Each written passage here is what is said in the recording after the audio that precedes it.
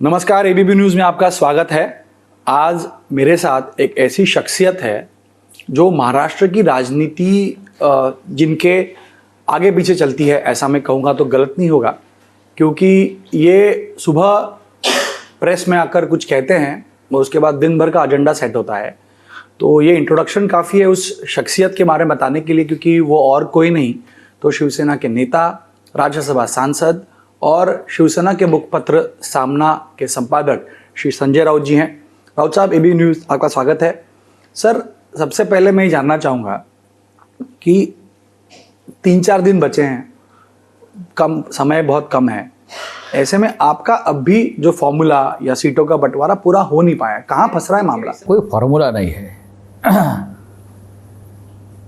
महाविकास आघाड़ी जो है, जिसे MVA के नाम से जाना जाता है, MVA, उनका कोई ऐसा फॉर्मूला नहीं है कि हम लोग ऐसे बैठे हैं और हम ऐसे तय किया कि आप 100 सीट लड़ेंगे, आप 90 सीट लड़ेंगे, ऐसा नहीं है।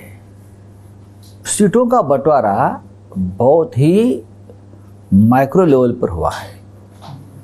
जहाँ जिसकी ताकत है, जो सिर्फ लड़ेगा नहीं और जीतने की गुंजाइश ज़्यादा है, उनको सीट चली गई है। इसलिए मैं कोई फार्मूला मानने को तैयार नहीं। और 3 पार्टी और हमारे और भी छोटे छोटे जो दल है हमारे आसपास, और ये सभी ने तय किया है कि बस इस बार हमको महाराष्ट्र में ये लोगों को हराना है।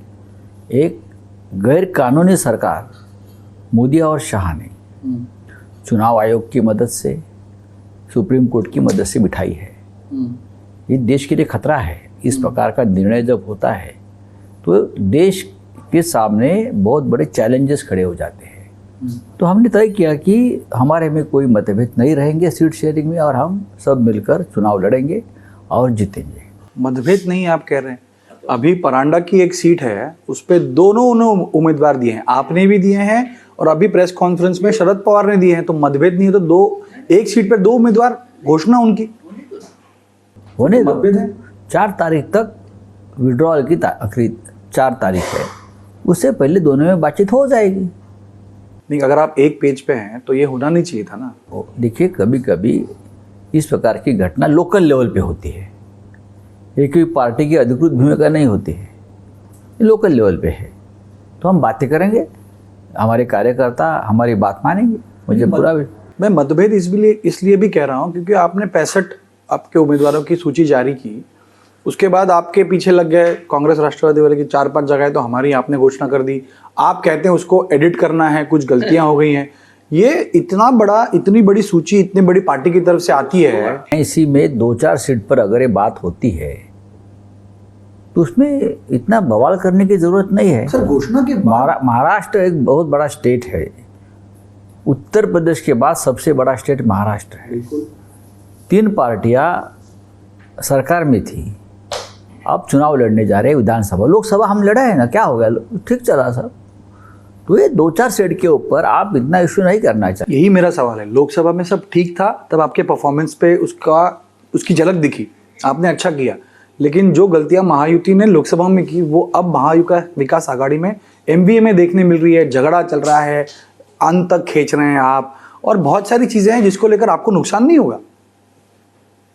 देखिए, ये आपका जो स्पेकुलेशन है, मैं उनसे सहमत नहीं हूँ। हम ये मानते हैं कि लोकतंत्र है, 3 अलग अलग पार्टी है, और तीनों पार्टी महाराष्ट्र में मजबूत है। कोई छोटा कोई बड़ा ये बात नहीं है। सभी कार्यकर्ताओं को लगता है कि फलाना सीट हमारे पास रहनी चाहिए हमारी, और हर विधानसभा क्षेत्र में 3 पार्टियों की भी ताकत है। तो कार्यकर्ताओं को लगता है कि अब मेरा अधिकार जा रहा है कि मैं यहाँ से विधायक बन सकता था, मैं यहाँ से पार्षद बन सकता था। उसमें कार्यकर्ताओं की लोकल लेवल पर नाराज़गी हो सकती है, लेकिन फिर भी अभी हमारे पास और 7-8 दिन का समय है। हम ग्राउंड लेवल पे हमारे नेता सबसे बात करेंगे और कहेंगे कि हमको हमारी जो लड़ाई है, जो हमने छेड़ी है, वो in the interest of Maharashtra है, हमारे व्यक्तिगत स्वार्थ के लिए नहीं है। लेकिन जीतने के लिए साथ और एक साथ होना बहुत जरूरी है, एक साथ चलना एक साथ ही है। लोकसभा में हमने दिखाया हम साथ की बात कर रहा हूँ सर। हम साथ है, थे और रहेंगे।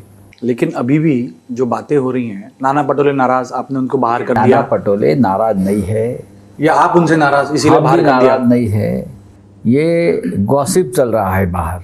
चर्चा तो बंद कर दी आपने उनसे, थोराट साहब को आना पड़ रहा है। अभी मैं जब आपके यहाँ आ रहा था तो नाना पटोले से मेरी लंबी बातचीत हो गई। नहीं ऐसे तो नहीं सुबह बाबा साहब थोराट मातोश्री पर आए थे, उनसे बात हो गई। कल मैं 5 घंटा पवार साहब के साथ, जयंत राव पाटिल के साथ बैठा था। ये मीडिया में स्पेकुलेशन है। लेकिन आप जिस तरह अपनी बात मनवाने के लिए पूरी तरह, आप या उद्धव ठाकरे साहब दोनों जिस तरह ताकत लगाते हैं, आपने कांग्रेस को झुका दिया, ऐसा एक चित्र बन रहा है। कोई किसी के सामने झुका वो नहीं। 100 के ऊपर जा रहे थे तो आपने उनको पीछे लाया। नहीं, सब तीनों पार्टी बराबरी में है। लेकिन वो तो कह रहे हैं ना कि लोकसभा में हमने 18 में से 17 सीटें लाई, लोकसभा में भी आपने उनको दबाया, 22 सीटें ली, लेकिन 10 ही आई। अगर कांग्रेस को हमसे 2-4 सीटें ज़्यादा मिलती है तो हमें दुख नहीं है, ये आप छोड़ दीजिए, शायद मिल भी सकती है। उसमें क्या है, एक थोड़े ऊपर लेके जाना है, सब लेकर स्वर्ग का दरवाजा खुला होगा। नहीं, आखिर अंकों का गणित है ना। आप जितनी सीटें लाएंगे वही मुख्यमंत्री बनेगा, स्ट्राइक रेट अच्छा होगा, मुख्यमंत्री बनेगा। ये महाराष्ट्र में ये गणित नहीं चलेगा, सीटों के ऊपर मुख्यमंत्री बनेगा नहीं बनेगा, ये नहीं होता है। अगर ऐसा गणित अगर कोई बनाता है तो एक दूसरे के सीट गिराने में कार्यकर्ता लगते हैं, अपना अपना आंकड़ा जमाने के लिए। इसलिए हमने ये सीटों का गणित बंद कर दिया।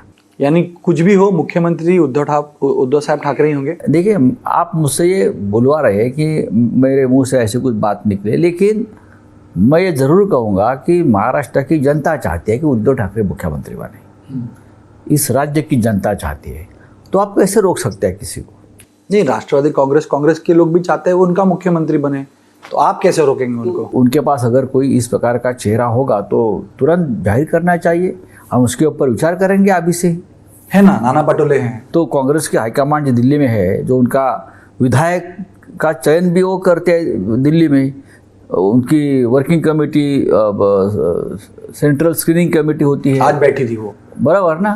तो अगर मुख्यमंत्री का चेहरा भी वही तय करते हैं, तो अगर कांग्रेस हाईकमांड ने अनुमति दी है किसी का नाम चलाने की, तो जरूर कहिए, सामना में कल फ्रंट पेज पे आ जाएगा। तो आपने चर्चा तो की होगी उनके साथ? हमारी उनसे जो चर्चा है वो हमारे में रहेगी। मतलब उन्होंने बोल दिया कि कुछ भी हो बाद में? मैंने ये नहीं कहा है, चर्चा होगी तो हमारे पास रहेगी। नाना पटोले ने उनके पोस्टर लगे विदर्भ में, अच्छी बात भावी है। मुख्यमंत्री के। उसमें क्या है, लगाने दो ना, आनंद लेते हैं लोग, आनंद लेने दो। सर, आप जिस तरह आगे बढ़ रहे हैं, लेकिन एक तरफ आपके सामने भाजपा है, आपके सामने आप ही के साथ रहेगी, जिनके बाद शिवसेना चली गई है, एकनाथ शिंदे हैं, अजीत पवार हैं। उन्होंने जो योजनाएं लाई हैं उसके आधार पे वो चुनाव जीतने की पूरी तैयारी योजना है। 50 खोखे एकदम ओके, ये सबसे बड़ी योजना है उनकी। महाराष्ट्र में 3 साल से एक योजना दौर से चली, 50 खोखे एकदम ओके, पैसा लो खरीद लो। अब लोगों को भी तो पैसे दे रहे हैं, महिलाओं को दे रहे हैं, किसानों को दे रहे हैं। अरे भाई, महाराष्ट्र की आर्थिक स्थिति इतनी खराब है, ओवरड्राफ्ट पर स्टेट चल रहा है, ओवरड्राफ्ट के ऊपर सरकारी कर्मचारियों को देने की पगार के सैलरी के पैसे नहीं है। कहाँ से लाएंगे पैसे ये लोग? तो ठीक है, आप जाकर देखिए मध्य प्रदेश की आर्थिक हालत क्या है, जहाँ जहाँ योजना चलती है। लेकिन फिर भी अगर जनता को लाभ है तो हमारी सरकार भी ये योजना जारी रखेगी। लेकिन इस देश को, इस राज्य को एक आर्थिक शिस्त लगाने की ज़रूरत है, वो हमको लगाना पड़ेगा। करप्शन रोकना पड़ेगा, लूटमार रोकनी पड़ेगी, और वो पैसा इस योजना में हमको डालना पड़ेगा। यानी आप भी कंटिन्यू करेंगे? करना चाहिए, अगर जनता खुश है। जनता को ये पता नहीं है कि राज्य की हालत क्या है, जनता को, महिलाओं को ये पता नहीं है पैसा कहाँ से आ रहा है, उनके खाते में पैसा जा रहा है, वो लोग खुश है। महाराष्ट्र में गणित किसे देख रहे हैं आप, किस तरह? हम किसी भी हालत में 165-170 तक सीटें हमारी चुनकर आ रही है। और फिर उसके बाद मुख्यमंत्री किसका होगा, जिसकी ज्यादा सीटें? आप चिंता मत करिए, सब ठीक ठाक हो जाएगा। मैंने कहा ना आपको, अपनी सीटों को झगड़ा चल रहा है, कोई तो झगड़ा ज्यादा नहीं सीटें है। लेंगे वो मुख्यमंत्री ये बनेगा आपका ना। सवाल है, मैं नहीं मानता हूँ कोई झगड़ा चल रहा है। तो सीटें जिसकी ज्यादा है वो मुख्यमंत्री नहीं होगा? वो हम देख लेंगे बैठकर, हमारे में इतना अंडरस्टैंडिंग जरूर है। अंडरस्टैंडिंग तो महाविकास आघाड़ी से ज्यादा महायुति में दिख रही है इस बार। जो गलतियां उन्होंने की थी उस टाइम पे, दिल्ली में जाकर 4-4 दिन मुख्यमंत्री बैठते हैं। शिवसेना कभी दिल्ली में जाकर सीट शेयरिंग के लिए बैठी नहीं थी। जब हम बीजेपी के साथ थे ना, हमको कभी दिल्ली में नहीं जाना पड़ा, हम कभी दिल्ली का मुंह भी नहीं देखते थे, अब जाना पड़ रहा है। तो आप भी तो कांग्रेस के पास जाते हैं, वो कहाँ? उद्धव ठाकरे साहब गए थे अभी। क्या दिल्ली में जाना मना है क्या? देश में उनके लिए भी तो वही। अरे हमारे सांसद है, पार्लियामेंट में हम लोग हैं, हमारे पार्टी के चीफ आता है तो नहीं आना चाहिए क्या पार्टी चीफ को? और नेताओं से अगर मिलते हैं दिल्ली में, अगर नेशनल पार्टी है तो उसमें गलत क्या है? वो भी अमित शाह से मिलेंगे तो क्या गलत है उसमें? अमित शाह से अगर सीएम मिलते हैं तो मैंने कब कहा गलत है ये, लेकिन कितने बार और क्यों मिल रहे हो, ये सवाल है। वो अपने आप को कॉमन मैन कहते हैं। मैं सीएम हूँ, मैं कॉमन मैन हूँ और मेरा एक्सेस है, और इस एक्सेस की वजह से ही जनता चुन के देगी। अच्छी बात है। इसके लिए फिर बार बार जो गुवाहाटी में जाकर पशु हत्या हो रही है ना मुख्यमंत्री पद बचाने के लिए, उस बारे में भी थोड़ा खुलासा होना चाहिए देश के सामने। उनके पास 3 चेहरे हैं मुख्यमंत्री पद के लिए। 300 होने तो हमको क्या पड़ी, देवेंद्र भाऊ, उसमें से एक भी मुख्यमंत्री नहीं बनेगा। मुख्यमंत्री आपका ही बनेगा, हमारा ही बनेगा। सर 2 चीज़ें मेरे आखिरी सवाल में आपको लेता हूँ। एक तो आदित्य ठाकरे के खिलाफ पूरी ताकत से अब लोग उतर रहे हैं, मन से ऐसे उम्मीदवार नेता है, लोग डरते हैं उनसे, सब लोग डरते हैं उनसे। दर दिन भ्रष्टाचार का एक एक विषय एक्सपोज कर रहा है आदित्य ठाकरे, उनके मुंह पर कालिक लग रही है, लोग डरते हैं उनसे। युवा नेता है हमारा, कैसे हराएंगे? जैसे क्या बोलते हैं, डॉन को पकड़ना क्या मुमकिन नहीं, मुश्किल ही नहीं, नामुमकिन है। ऐसा ही है, आदित्य ठाकरे को हराना मुश्किल ही नहीं, नामुमकिन है। लेकिन एक और ठाकरे रेस में है जिसको आपने मदद नहीं की। स्वागत है उनका। राजनीति में, डेमोक्रेसी में अगर कोई लड़ना चाहता है चुनाव, चाहे हमारा घर का हो या बाहर, वो तो हमारे परिवार का लड़का है, तो आपने मदद क्यों नहीं की? कि वो मदद क्या होती है? उनके राज ठाकरे ने उम्मीदवार दिया नहीं था, वो बीजेपी को उम्मीदवार है, कैसे मदद करेंगे हम? अच्छा, भाजपा के लिए साथ काम करें। डेफिनेटली बीजेपी को हम कैसे मदद कर सकते हैं? जिस हमारे एक्शन से बीजेपी को मदद हो, ये पाप हम कैसे कर सकते हैं? आप मुझे बताइए। यानी आप उम्मीदवार वापस नहीं लेंगे आप अपना? ये आपकी क्या जबरदस्ती है? क्या जबरदस्ती नहीं है, मैं सवाल, मैंने कहा ना, ये ऐसी कौन सी नौबत आ गई महाराष्ट्र में कि चुनाव नहीं होना चाहिए?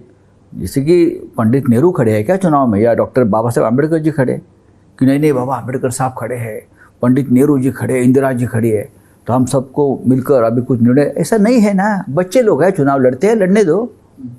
एक जिस तरह आपकी तरफ से लगातार आरोप किया जा रहा है कि महायुति यानी भाजपा की तरफ से कुछ जगहों पर वोटर्स निकाले जा रहे हैं, वोटर्स एक्स्ट्रा डाले जा रहे हैं, आप इसको किस तरह देखते हैं?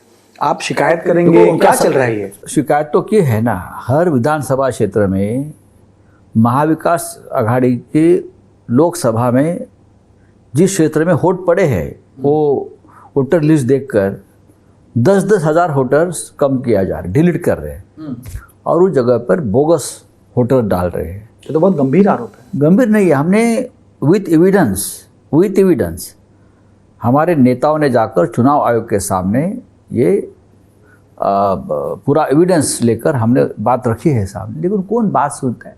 सिर्फ भाजपा की सीटों पे हो रहा है या कहीं और भी? 150 सीट जो सिर्फ बीजेपी लड़ रही है, यानी शिंदे और आप कह रहे हैं अजीत पवार के खिलाफ वो लोग काम कर रहे हैं। वो मर जाएंगे अब इलेक्शन के बाद, ये मर जाएंगे। यस, ये उनकी अर्थी उठने वाली है पॉलिटिकली। तो फिर अगर वो हट गए तो आप जा सकते हैं? हम क्यों जाए भाई? आप देवेंद्र फडणवीस, हमको अपोजिशन में नहीं बैठना, हम अपोजिशन में नहीं बैठेंगे। अच्छा, ये लोग बैठने वाले हैं अपोजिशन में, हम सत्ता में बैठने वाले हैं। हाँ, मेरा आखिरी सवाल आपसे, कितना कॉन्फिडेंट है आपका पूरा कैंपेन?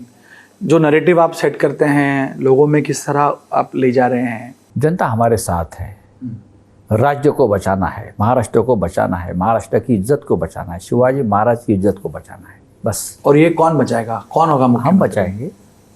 हम बचाएंगे। जनता के मन का मुख्यमंत्री होगा उद्धव ठाकरे, और कौन है? तो ये थे संजय राउत जी, जिन्होंने अपनी ही शैली में हमसे बात की और आने वाले चुनाव में महाविकास आघाड़ी की जीत पक्की है ऐसा विश्वास दिखाया, और जनता के मन के मुख्यमंत्री उद्धव ठाकरे हैं, और सरकार अगर आती है तो उद्धव ठाकरे मुख्यमंत्री होंगे ऐसा भी उनमें विश्वास दिखाया। फिलहाल रुकते हैं यहीं पर, अभी के लिए नमस्कार।